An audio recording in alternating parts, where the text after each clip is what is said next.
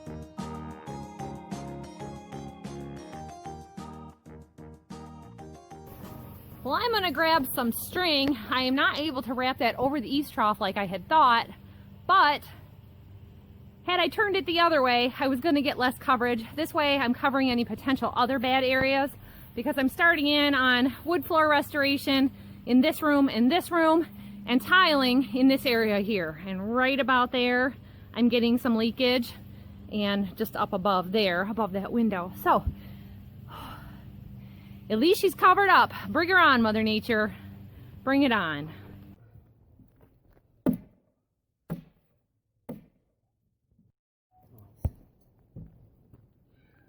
Well, we're off to a good start. We have been working on this roof for a couple of days. We've got the tear off done, and it is now all covered with tar paper. We have got, originally they had said about 9 days of no rain, and boy, things take a little longer than you think when you start getting into fussiness, like working around the electrical and the vent pipes. And we cleaned out the vent pipe that was clogged, and this guy has been working steadily along. As long as I keep him fed, he's free help. I'll pay for it all later one way or another, right? So instead of renting a dumpster and having it here for a week, sometimes the local places will charge by the load. We are filling the truck. We're gonna make a pile which is inconvenient, but that's how he wants to do it. So come on, guy. We're all solid. We had water damage right in this spot here, and we were starting to notice some here in the kitchen. So all that is diverted now, and I can work on the ceiling in the kitchen and really get going to town on that. He is going to start shingling all of this tomorrow. The boys have had a little bit of time on the roof. I've had a lot of time on the roof, and boy, it's coming along. So regardless of how much time it's going to take, let me give you a few numbers. A few years ago when he did a roof, he had to price out like plywood, rolls of tar paper, and of course there's shingles. And luckily, before all of this stuff started with the situations going on in the world, he had pallets of shingles and tar paper already on hand. Now just to buy one 2x4, and I even asked with the guy at Menards today when I was there getting like the flashing with the boots on them for the vents. Before all this started, just a standard builder's, I think they call it select grade, 2x4 was $2.35. And now it is over $6 for that same 2x4. Plywood was like $15 a sheet, and now it's $29. Things have gone up double. So in home building and in home sales, that's why home sales are so high right now on an old house like this, because to build a home, he had a situation recently that he was telling me the story about, that a realtor came into the house to sign some papers, and they said the house that they were currently in, to build that house would be over $600,000 now. And that's just insane to have a house like this, or even double the square footage for our state and our location to be like that. And I've heard prices, you know, like in Canada and other areas. You know, I had said before, a house like this, you know, 15 years ago was $125,000, and now they're going for 180, 215. So having this roof on here is just massive for a home improvement, but then, you know, we've got to do the repairs and everything because they need it done. So the guy at Menards had told me his house is a ranch house, and he recently had it quoted at $30,000. And I told you before, I had contacted some roofers.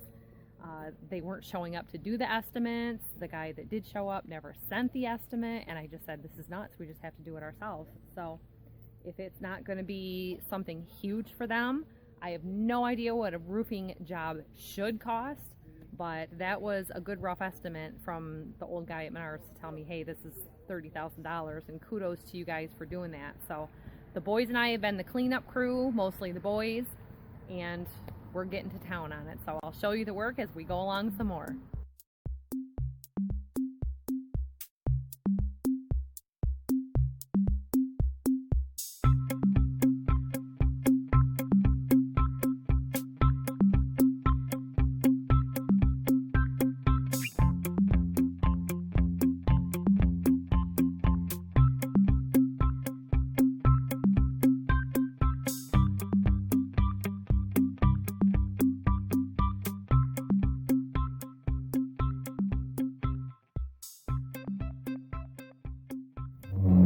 Well, I stopped for a snack about an hour ago, and boy, that's really a lot of work being up on that roof like that.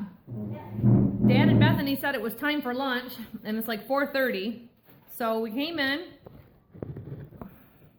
Bethany said she wanted to make us all some fruit plates, so we've got some sandwiches, we've got fruit, we've got cheese.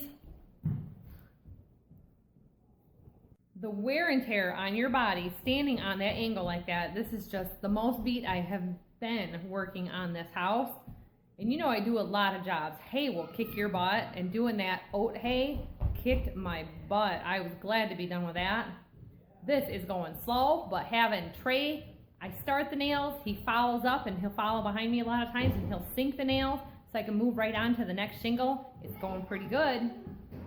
We are working on installing some of our attic exhaust vents. We're using the galvanized square roof vents, and this is really good for this roof because on this roof there was originally two vents up there. One of them was a power vent, and we had 1 vent on this side over here. So total we had 4 vents, is that right? Yeah. One power vent that was never hooked up from the time it was new. I'm taking him up some more roof vents, and I'll show you when I get up there. 2 inches. Okay. All right. You want to do the nails? Sure. I got nails. Well, I got nails too. Well, make sure they're the long ones like this. Oh, okay.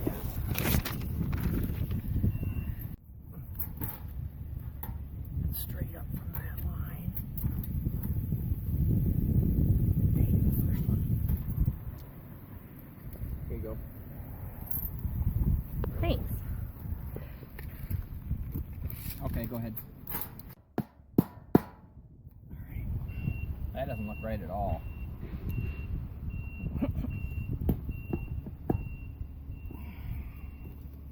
We'll measure it again. Yeah, it moved.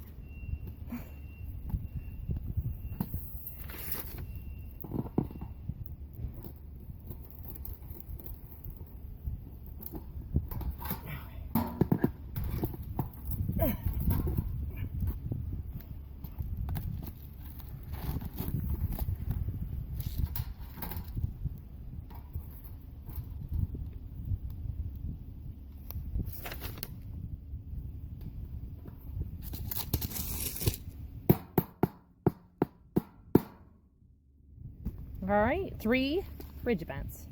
We're gonna add. Oh, look at that. That happened in the box. Oh, it's dirty. Okay. Okay. So we have 1 hole left over there that's uncovered. We have to cut holes through the tar paper and the roofing shingles over there, so that we're gonna do 3. We are doubling our amount of ridge vents.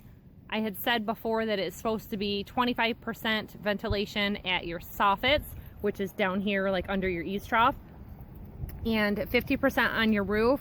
They only put soffit vents in the home section, not in the garage section, but the attic space goes the whole length of the house. So we're adding 2 more soffit vents on the front here and 2 more soffit vents down here on this side. So all that is going to be bringing in fresh air from the soffits down there up to here, taking the hot air from the attic out to here. Now what that means is your attic doesn't get so hot that it's going to prematurely wear and age your roof, because that heat is getting out. How do they all finish with the installation? You nail 2 on the sides and 2 on the bottom for like wind protection. It said 8 nails. Okay. On each one, but I gotta cut these shingles around this hood part, or whatever this is, this little riser. Okay, so every corner and every center. I'm gonna... You got to put another nail in before you cover it. Yeah, I'm just cutting the shingle. Mm-hmm. So I'll fit that shingle in, it'll come down like this, and then right across here like normal. And then these nail holes, when they're in, I'll put tar over them, just like flashing around the sewer pipe. Mm-hmm. Do it the same way at the same time, it'll just be perfect. I see. So.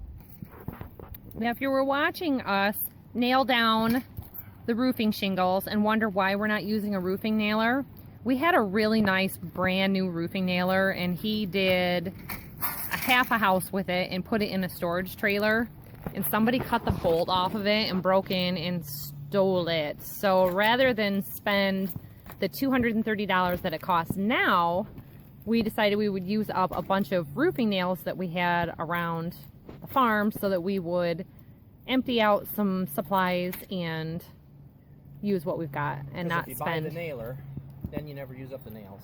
That's right. Yep, we'll never use up these galvanized nails, and we had a house mop bucket full, and we've got 2 boxes full, and I think 1 box is a mix of many different kinds. But we also had some kegs of nails that he was checking from an auction that we went to many years ago.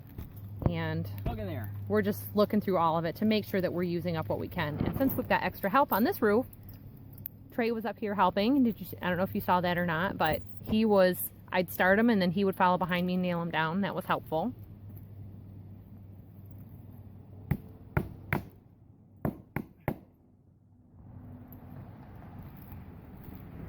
Real good. So we've got 3 more days until it might rain. We're thinking we can probably get the other end of the house done and start around to the front so that we can get all the flashing done around the fireplace, because there's probably, what would you say, like an inch gap between the framing and the cinder blocks. Over there? Yeah. I got it pretty close, maybe ½ inch. Yeah. So I gotta do flashing and tar on that. And yep. So we gotta have all this tarred off, and we'll have to cover the ridge or have it complete. And you know, the weather changes. First days ago it said Sunday, then it said Tuesday, now it says Monday. And we could probably, you know, still get a half of a day of shingling in possibly on Monday. We just don't know, and you know, it changes by the hour. Hopefully it'll go along smooth and we won't have as much repair work to do on the front. I felt a bit of a soft spot down here where I was walking, but it gets to be this time of day, if you hear the cars going by. This is kind of a main through in and out of town, and we always know when it's time to quit because it gets quiet, and we don't want to be up here smashing nails down with neighbors coming home to their quiet homes, and we're up here being loud. So yes, it's a little slower going not having the nailing gun, but we're not spending the money and we're using the supplies that we have. I had mentioned previously about the cost of lumber, and he had stockpiled these shingles a long time ago and has been so busy working that we stretch the roofs out as long as we can. So this year was supposed to be an entire year of roofing, and here it is September, and we started roofing a couple of weeks ago. So I don't know how much more we'll get done on anything else, but we're doing the best we can.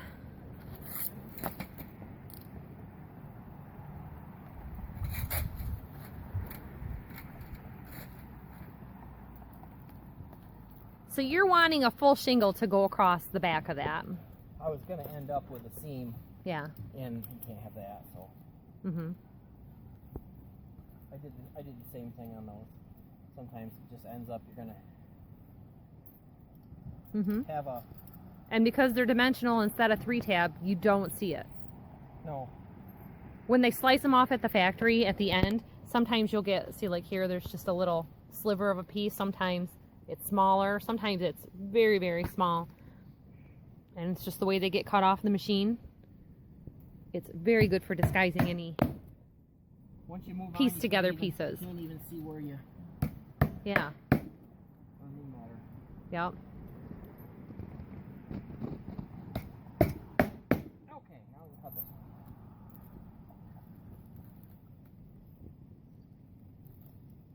So the way that these roof vents are made, it's a diamond or a square turned on its opposite side of the top square. And he cut like circles or semi-ovals into the roof where there wasn't previously a hole. Would you say it's about 12 inches? What? It's about a 12-inch hole. Where? 11. 11 and a half diagonal deal.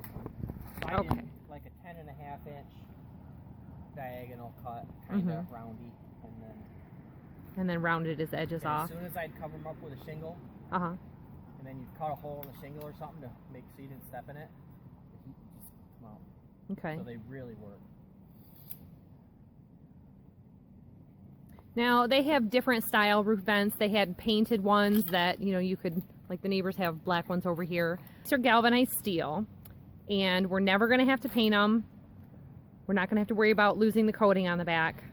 And the nice thing is, you know what?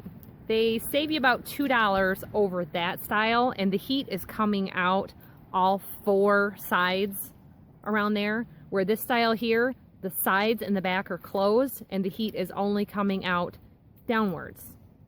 We kind of tend to do things the old-fashioned way, and the thing about these two is they're all on the back of the house, so it really doesn't make a big difference about like what color they are. I did notice one thing about these. They have these tiny little slats, and they're small, but bugs could get in there. We're getting into stink bug season. They call it a brown marmorated stink bug. So because there's not screens in them, they can get into the house, and like it's been a light frost so far, but see how they're trying to get to there where it's warm? As soon as it gets cold, they want to get in there.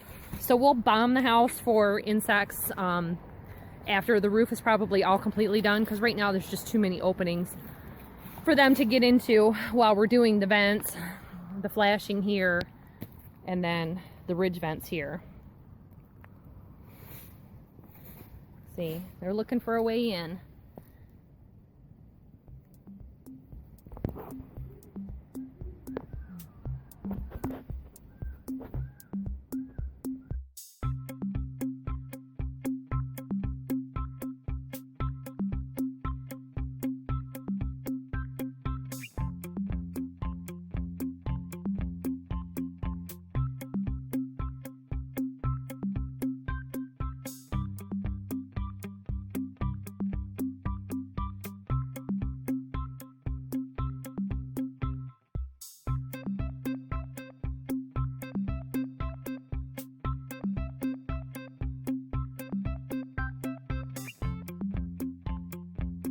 One full side done.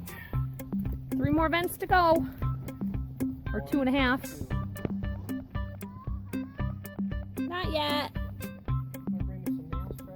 They're ready to go home. Start nailing these down. Hi, little people. They're down there sitting in our free chairs. They've been riding a free bike today, playing on free swings back there, sitting in free chairs here, and another free bike and 2 free tricycles showed up today too. We drive through town and free stuff shows up.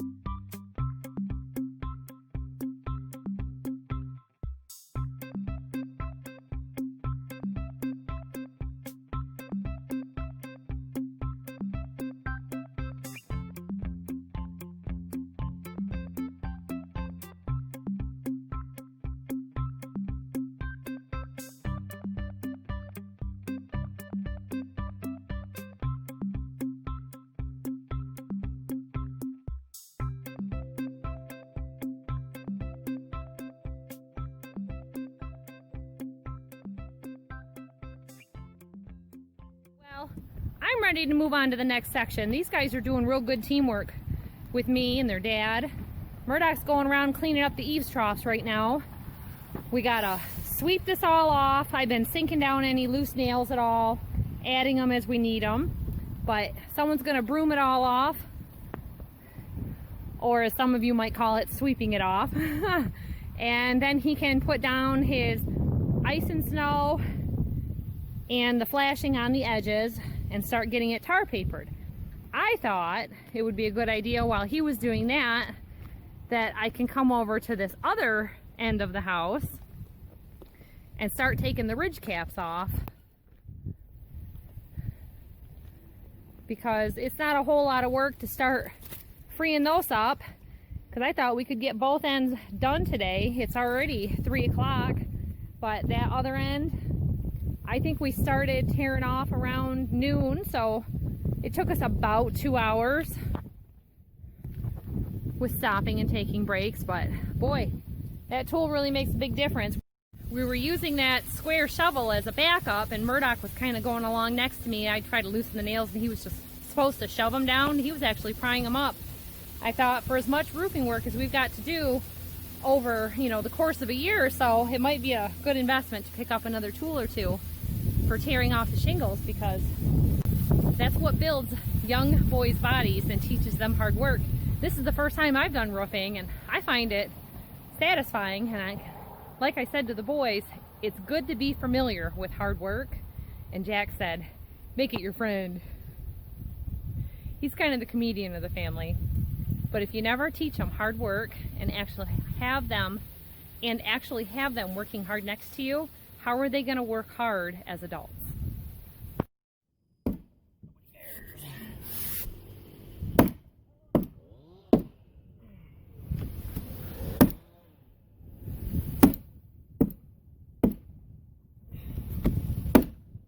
Rock on.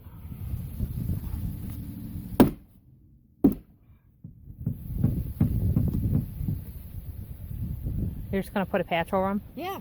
Oh, okay. I thought you were going to cut it and make them overlap right there or something. Seems a lot faster. Go ahead. I don't have a knife to cut it. Go to the end. What are you doing? I'm filming you, and I'm going to show everybody on YouTube how mean you are to me.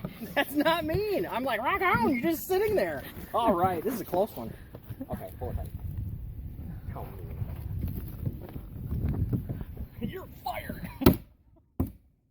Get off of here. Get off my rope. All right. All right. We're moving right along, aren't we, Trey?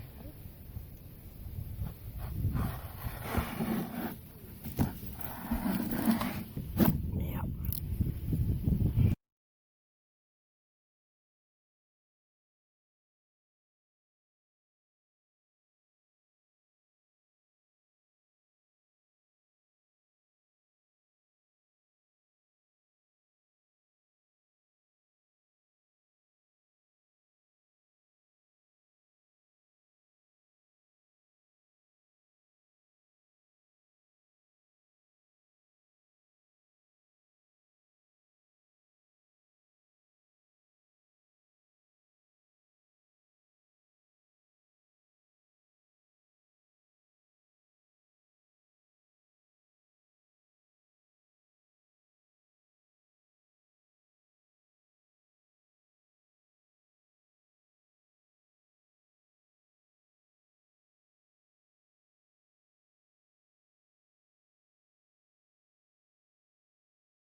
We are working through and finishing up the side of the house, section number 2.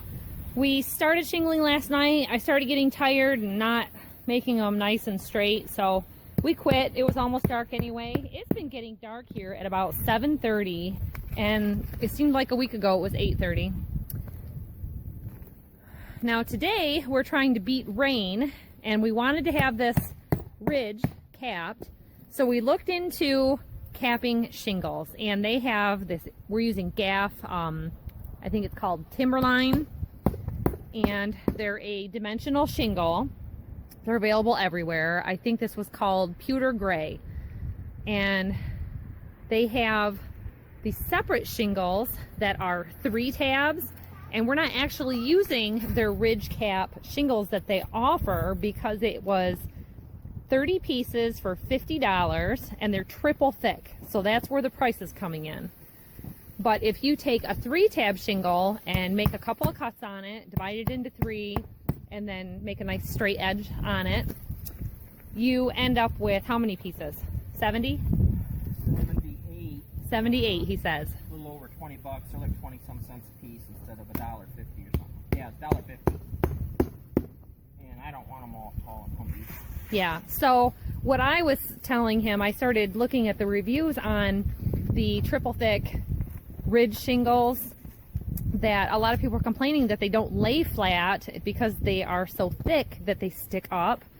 And these, it's cooler today, but as it heats up, they're going to lay down even better.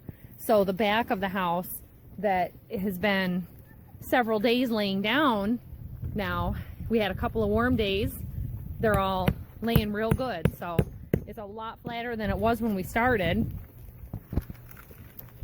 And because we're expecting rain, we just overlapped our shingles all on this side without cutting them, so that no rain, I mean, short of the wind like flopping them all up, I don't think it's going to happen because we nailed them so close to the edge. I think we'll be all right. Rather than start in on the other end, he was saying I was getting ahead of myself, and I was. I had to leave yesterday and was gone for about an hour, and it cost me being able to work on that edge. So today we're kind of doing a buttoning up job so that we don't have to pull several tarps up here. So right now we've got ridge that is open, so he's gonna put another layer of shingles over the top here so that they can go down, and we'll just nail them down on the bad side of the roof here, and then it will protect all that. These are all just kind of laying here because they're not gonna stay, the ridge vents, and they have a new style. It's a shingle over ridge vent, so if we want to use that we can, but because we added this style of roof vents, it kind of eliminates the need here, because that was kind of the solution for back in the day, not adding enough of these. I went through and I tarred over all of our nails on all of the vents, and I tarred around the boot here. We had to split our own boot, and the flashing because of the electrical supply, because otherwise you have to call Detroit Edison out to cut that. So we're just kind of wrapping things up. So if we get a rain, see, this is all loose here, so he wants me to pry that up, I guess, and work on that. So we are keeping at it, but look at how nice it looks. So we're doing a temporary cap for the night. We cleaned up the top row here, and he's making it so there's another layer here, and we'll be able to take all of these off tomorrow, or when it's not raining. I think we're taking the day off tomorrow for a rain day. We've got basically an entire day of high possibilities of rain, you know, 50 to like 70 and 90% chances of rain. So it's going to be an indoor work day for me, and farm stuff for him that he can work on indoors too. The truck's going in. Yeah. The barn. So we're going along the entire way here. I was supposed to go down and go get a tarp, and I got distracted by Bethany and forgot. Now I just reminded myself. So I got to go back down and get that. But they said 0 to 15% chance of rain today, and it just keeps acting like it's going to rain any minute. So we just thought, wait on that. I was going to start uncapping that today and decided we better not. We're going to have a shorter work day today. We're going to go home and have a movie and popcorn night tonight. I'm already looking forward to it.